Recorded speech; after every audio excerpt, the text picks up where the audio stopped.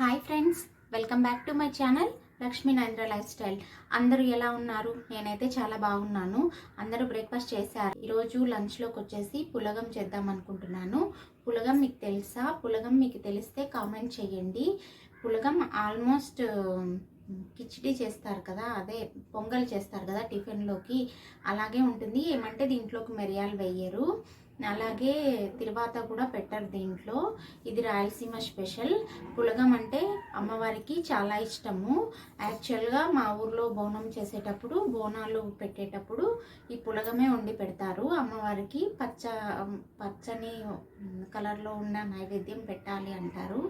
ఈ పులగం weekly once తింటే చాలా మంచిది అంటారు. ఇంట్లో చేయడం ద్వారా కూడా అమ్మవారి అనుగ్రహం ఉంటుంది అని అంటారు. వారంలో ఒక్కసారైనా చేసుకొని తినాలి అంటారు పులగం. అలాగే ఇది చలువ చేస్తుంది. ఏం లేదు, రెసిపీ అంతా పొంగల్ రెసిపీ మాదిరే ఉంటుంది. మీకు ఇప్పుడు చూపిస్తాను. ఇదిగోండి ఫ్రెండ్స్, ఈ గ్లాస్తో 1.5 గ్లాస్ తీసుకున్నాను. ఇప్పుడు ఈ గ్లాస్తో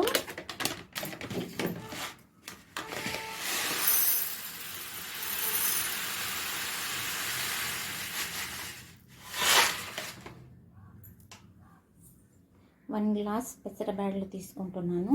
పెసరబ్యాళ్ళు మన ఇష్టం. వాష్ చేసుకొని వచ్చి తర్వాత చూపిస్తాను. ఇలా వాష్ చేసుకున్న తర్వాత నీట్గా వాష్ చేసుకొని ఇప్పుడు దీంట్లోకి వాటర్ వేయాలి. వాటర్ కూడా మన ఇష్టము. పలుకుగా ఉంటే బాగోదు. కొంచెం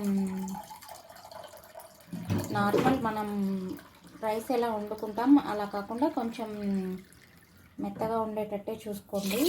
ఇలా అయితే బాగుంటుంది. ఇలా బియ్యము పెసరబ్యాళ్ళు 2 వాష్ చేసుకున్న తర్వాత నార్మల్గా మీరు రైస్కి ఎంత వాటర్ అయితే పెడతారో అంత పెట్టేసి ఉప్పు, ఇంకా పసుపు, జీలకర్ర వేసుకొని రైస్ కుక్కర్లో పెట్టేశాను. ఈ పులగంకి కాంబినేషన్ వచ్చేసి పల్లీ చట్నీ చేశాను. పల్లీ టమాటా వేసి చట్నీ చేశాను. శ్రావణ మాసం వస్తుంది కదా, అందరూ ఇల్లు క్లీన్ చేసుకున్నారా? నేను ఈరోజు స్టార్ట్ చేశాను. వంటగది మాత్రం క్లీన్ చేశాను. ఈ టైల్స్ అన్నీ కడిగాను. చాలా గలీజ్గా ఉంది అసలు. మాకు క్వార్టర్స్ ఎన్ని రోజులకు వస్తుందో తెలియదు, కానీ ఇక్కడ చాలా ఇబ్బందిగా ఉంది. చాలా చిన్నదైపోయింది ఇల్లు. అందులోనూ మాకు చాలా సామాన్ ఎక్కువే ఉంది. నార్మల్గా ఆర్మీ వాళ్ళు తక్కువ సామాన్ తెచ్చుకుంటారు, అదే బెటర్. చాలా తక్కువ సామాన్ ఉండడమే బెటర్ ఆర్మీ వాళ్ళకి. ఇంకేంటి ఫ్రెండ్స్ విశేషాలు? యూట్యూబ్లో న్యూ అప్డేట్స్ వచ్చాయి కదా, చాలామంది యూట్యూబర్స్ చాలామంది భయపడుతున్నారు. అంతెందుకు నేనే భయపడ్డాను. షార్ట్స్లో మ్యూజిక్ వాడాలంటే చాలా భయమేస్తుంది. ఏం లేదు, ఇప్పుడిప్పుడే చిన్న చిన్నగా ఛానల్ గ్రోత్ చేసుకుంటాం కదా. ఇప్పుడు ఒకసారిగా మళ్ళీ ఛానల్ స్ట్రైక్ కూడా రావడం లేదంట, డైరెక్ట్ డిలీట్ చేసేస్తున్నారంట ఛానల్స్. మీరు కంపల్సరీ న్యూ యూట్యూబర్స్ అయితే డైలీ టెక్ ఛానల్స్ ఫాలో అవ్వండి. తెలుగు టెక్ ఛానల్స్ చాలా బాగా ఉన్నాయి. ఎవరినో ఒకరిని ఫాలో అవ్వండి, చాలా బాగా చెప్తున్నారు. కనిపించి చేసే వీడియోస్కి అయితే ప్రాబ్లం లేదంట. మనిషి కనిపించి మన వాయిసే ఉంటే ప్రాబ్లం లేదంట. లేదు, కనిపించకుండా ఏదో ఒక ఫోటో కానీ లేదా వేరే వాళ్ళ వీడియోస్ కానీ పెట్టేసి చేయడం ద్వారా ప్రాబ్లం అవుతుందంట. చిన్నపిల్లల్ని వాడినా ప్రాబ్లం అయిపోతుందంట.